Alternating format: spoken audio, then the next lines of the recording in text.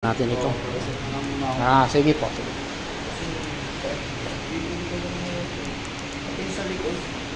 Sige. Sa likod yan, sir. Kasi ang trabaho ng traction control na yan, pag naramdaman niya na mas mabilis ang takbo rito, tapos nag-i-slide yung gulong, magdi-deactivate po talaga ang traction control. Kaya pipigilan ka na makahataw.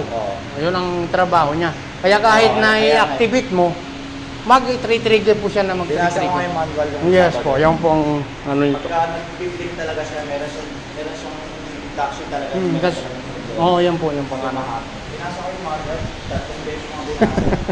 Kahit ako noon, nung hindi ko nga alam yan eh.